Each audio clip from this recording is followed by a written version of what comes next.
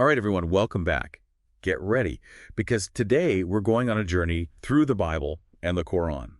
But not your typical Sunday school lesson, right? Right. We're going to be looking at these texts through, get this, a scientific lens.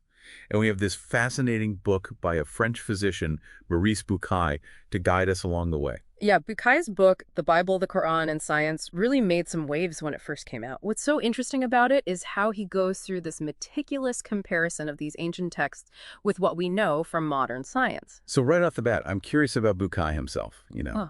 Was he coming at this as like a skeptic or as a believer? Because that It- seems kind of crucial to understanding his whole approach. That's a great question. Bucaille was actually a pretty devout believer in God, but he was also a scientist, so his goal wasn't to try and debunk religion or anything like that.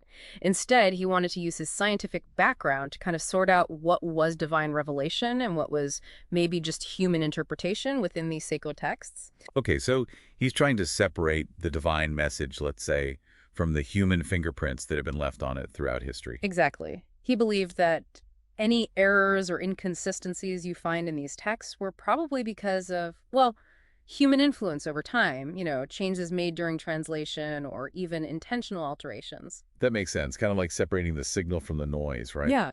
So where does he even begin with this analysis? It's a pretty ambitious undertaking. He starts with the Old Testament. And what's really fascinating is that he doesn't just look at what's being said, but he digs into how the Old Testament was put together. Oh, interesting. You mean the Old Testament wasn't written all at once? No, not at all. It was actually put together over like centuries from a whole bunch of different sources.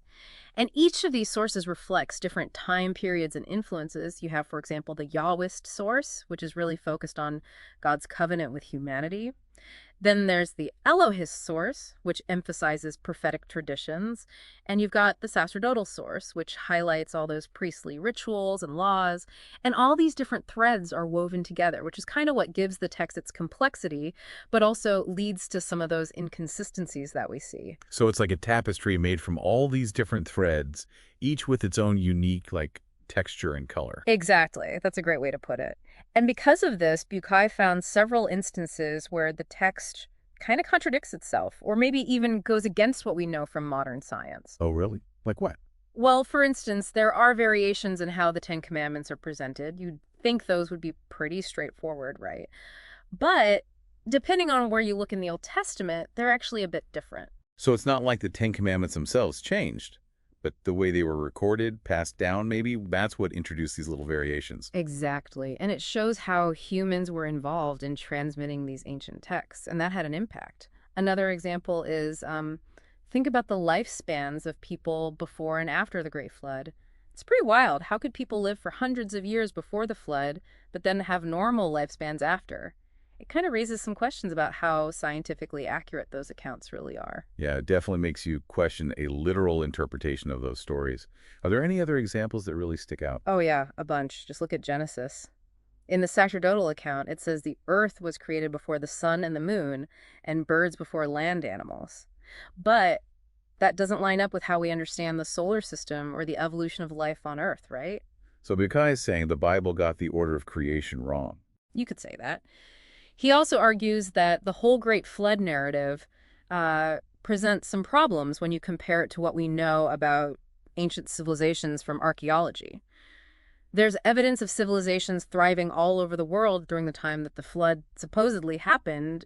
It makes you wonder, how big was this flood, really? These are some pretty bold claims. I bet some people weren't too happy about his conclusions. Oh, absolutely. But remember, Bucaille wasn't out to trash the Bible or anything. He was just trying to separate what he saw as divine revelation from what might have been, human errors or later interpretations. These inconsistencies for him were signs that humans had been involved in shaping these texts over time. Right, so he's not saying the core message isn't divine, just that the way it's been conveyed, passed down, that might have gotten a little messy along the way. Exactly. And while we should, of course, approach these findings with sensitivity, it's also important to really think about them, critically. Okay, so that's the Old Testament. What about the New Testament? Did Bucaille find similar issues in the Gospels? That's where things get even more interesting. You got to remember, the Gospels weren't written by people who were actually there, right? They were written decades after Jesus lived, and they're based mostly on oral traditions and probably reflect some of the evolving dynamics within those early Christian communities. So it's like that game of telephone. As these stories were passed around, things could have gotten added or changed or just misinterpreted. Perfect analogy. And Yeah. because of that, you see these discrepancies between the Gospels. For instance, Matthew and Luke, they give different genealogies for Jesus. Genealogies, you mean like family trees? Yep. You'd think those would be identical, but they're not. Matthew even seems to be playing with the names a bit to fit a numerical pattern. He's emphasizing a sequence of 3 times 14. And then there's John's Gospel, which completely leaves out the Last Supper. Kind of a big event to skip over, don't you think? Yeah, definitely a head scratcher. Anything else in the Gospels that stood out to Bucaille? Maybe the most interesting one is this whole concept of the paraclete in John's Gospel. Paraclete, I'm not familiar with that one. Yeah. It's usually interpreted as the Holy Spirit, but the way John describes it as this being that hears and speaks, it doesn't really line up with that traditional understanding. Some scholars think it might have originally referred to, like, an actual human prophet, but was later reinterpreted as the Holy Spirit, another example of human interpretation shaping the text. So potentially another case of humans kind of tweaking the meaning as time went on. Precisely. It just goes to show how complex it all is, right? Analyzing these ancient documents. This is fascinating stuff. Yeah. We're seeing how human influence can lead to these inconsistencies and maybe even change the original meaning of these texts. What I'm really curious about now is what Bucaille found when he turned to the Qur'an. That's where we're headed next, right? Yes, and you might be surprised by what he uncovered. His findings about the Qur'an were pretty unexpected, even to him. All right, we're back. And I'm dying to hear what Bucaille discovered in the Qur'an. You mentioned it was pretty surprising, even for him. It was. Now, before we get into that, it's important to acknowledge that what we discussed earlier, it might have brought up some questions or even made some people uncomfortable, but that's okay. Our goal here is to explore different perspectives with, an open mind. Absolutely. We're all about embracing that curiosity and challenging maybe some of those preconceived notions that we all have. So tell us, what did Bucaille find in the Qur'an that was so unexpected? Well, despite being a little skeptical at first, Bucaille was blown away by how scientifically accurate the Qur'an actually is. And remember, this text was revealed way back in the 7th century, long before the scientific revolution happened in Europe. That's a huge difference in timelines. It makes those findings even more fascinating. It does. One thing that's crucial to understanding this is how uniquely the Qur'an has been preserved.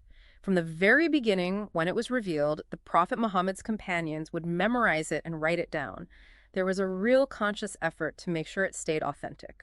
So unlike the Bible, with its different sources and potential for human errors, the Quran has this more direct line of transmission. Yeah, that's a big difference. A great example of this is what Caliph Uthman did. He put together a definitive text of the Quran just a few decades after the Prophet Muhammad died, which really helped to solidify its integrity. Wow, so they were already focused on preserving the text that early on. It seems like they understood how important it was to keep the Quran's message pure. Absolutely. And that preservation lets us look at the text today with confidence, knowing it hasn't really changed much for centuries. So going back to Bucaille, what really struck him were the scientific insights the Quran contains. A lot of them actually align with modern science. Okay, you're really making me curious now. Can you give us some examples? Sure. One that really stands out is the description of how the universe was created. It's remarkably similar to the Big Bang Theory, something we only figured out in the 20th century. Wait, are you serious? The Quran, a 7th century text, is talking about the Big Bang. It is. It describes creation as happening in 6 periods. But Bucaille thinks those periods aren't literal 24-hour days. He sees them as these vast eras or epochs, which fits with the idea of the universe evolving over billions of years. And modern cosmology backs that up. So the Quran is basically describing a universe that's constantly changing and evolving. Exactly. And there's this phrase in there, it talks about what is between the heavens and the earth. Bucaille connected that to what we now know about interstellar and intergalactic matter, stuff we couldn't even see until pretty recently. So a 7th century text is referencing concepts that needed advanced technology to even discover. That's mind-blowing. What other scientific insights did he find? Well, there's the water cycle. The Quran accurately describes it, even talking about where underground springs come from. That's a far cry from the ideas people had back then about water. So the Quran basically explains something that was a mystery for centuries. Yeah. And the way it describes mountain ranges as stakes or stabilizers for the Earth, well, that lines up with how we understand plate tectonics today. Mountains aren't just pretty to look at, they actually help keep the Earth stable. Okay, so we've got cosmology, hydrology, and geology covered. What about biology? Did he find anything there? Oh, yeah. The Qur'an's descriptions of embryonic development are really detailed and surprisingly accurate. It talks about the stages, starting with this clinging substance called alaq, which is kind of like a blood clot, then moving to a mugga, which means a chewed lump of flesh, then the bones forming, and then the flesh covering the bones. Wow, that's incredible. Can you say more about those terms, the alak and the Yeah, muga? sure. Alaq literally means leech-like in Arabic. It's a perfect description of how the early embryo attaches to the uterine wall. And mugga, well, that describes how the embryo looks later on, kind of like something that's been chewed. These terms are really close to how we describe the zygote and embryo stages in modern embryology. It's like the Qur'an knew about human development way before we had microscopes to actually see it. What else did Bucaille find interesting? Well, there's a part where it describes how freshwater and saltwater separate in certain estuaries, like the Shatt al-Arab in the Persian Gulf. And that lines up with what we know about oceanography today, how river outflow and salinity gradients create those distinct zones of freshwater and saltwater. So we're talking about a 7th century text describing a phenomenon that needs a pretty complex understanding of oceanography.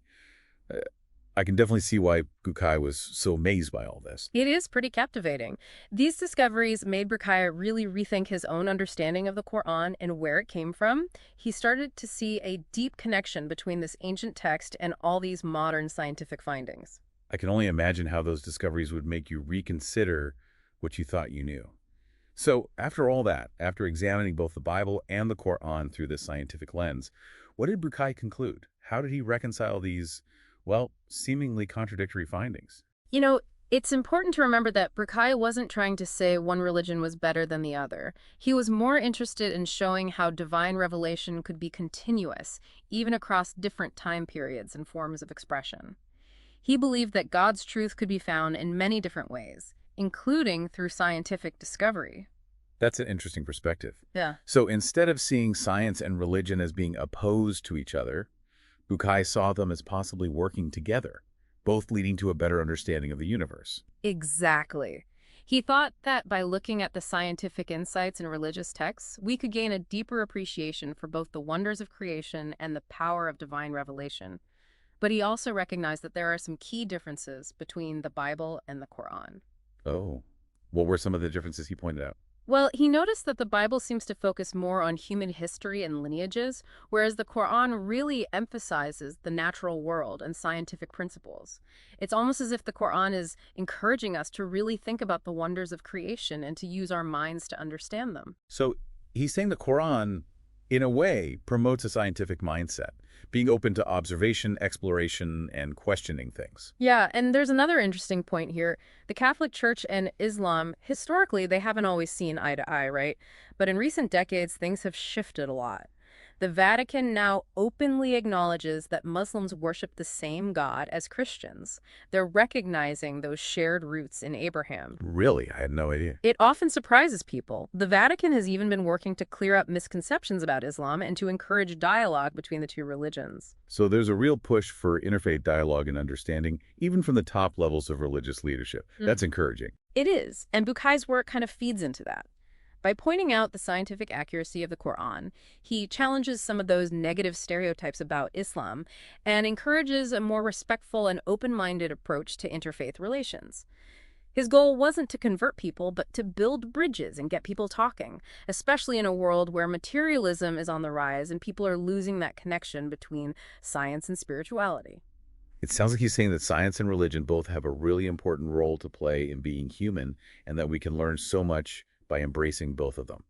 You said that perfectly. But Bucaille wants us to remember that his work isn't the final say on any of this. He's just putting his analysis out there, his interpretation of these texts, and encouraging us to keep exploring. He wants us to dig deeper, ask those hard questions, and come to our own conclusions. That's a powerful message.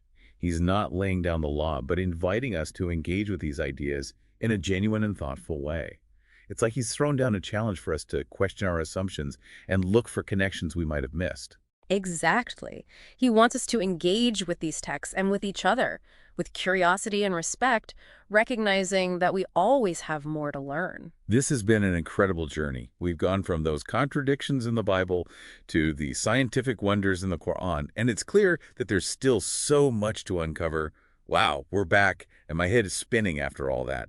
It's amazing to think about the complexities of how the Bible came together and then those incredible scientific insights in the Quran. Yeah, it's been quite a ride, hasn't it? And I think Bukai leaves us with this really big question, at the heart of it all. Okay, hit me with it. What's the question we should be asking ourselves after all this? Could those scientific insights in the Quran, those things that seem to be way ahead of their time, could they be evidence of divine inspiration? That's a heavy one. I mean, if you've got a text from the 7th century talking about things we've only recently discovered with modern science, it does make you think, right? Right. Bukai doesn't say yes or no. He just kind of lays it out there and encourages us to wrestle with it, Maybe scientific discovery and divine revelation aren't actually enemies. Maybe they're two sides of the same coin. So where does that leave us with this whole faith versus science debate? Are they always going to be at odds, or can they coexist? Can they even make each other stronger? That's the million-dollar question, isn't it? Bukai really challenges that idea that science and religion have to be fighting. He shows how they can actually be in sync with science backing up certain religious claims. It makes you rethink those lines we draw between the two. It's definitely a different way of looking at things. It makes you wonder about how revelation works, how it might show up in different times and places, maybe even through scientific discoveries. Absolutely. Bukai seems to be saying that revelation can wear many hats. It might speak to us through those ancient texts, but also through the things we're learning about the universe right now. He wants us to be open to the idea that both science and religion are always growing and changing, right along with our understanding. It's a powerful thought, especially now when it seems like science is always pushing faith out of the picture. I think what Bucaille does so well is remind us that science and religion don't have to be enemies. They can work together to help us find truth and meaning. Well said. And maybe the most important takeaway from all this is that Bucaille isn't claiming to know everything. He just puts his analysis out there, how he understands these texts, and then he basically says, okay, your turn. Go explore. He wants us to keep digging, ask the hard questions, and see where we end up. And that's what we hope we've encouraged you to do today. This has been an incredible deep dive, and we really hope you keep the conversation going. Pick up Bucaille's book, The Bible, the Quran, and Science. See what you think. Challenge those assumptions you've been holding on to. Ask those tough questions, and see where your own journey leads you. There's a whole universe of knowledge out there, both scientific and spiritual. So embrace the mystery, stay curious, and keep on searching. That's the key. Thanks for coming along with us on this incredible journey. We'll be back soon with another episode that'll hopefully make you think and help you see the world in a new way. Until then, keep questioning, keep learning, keep seeking.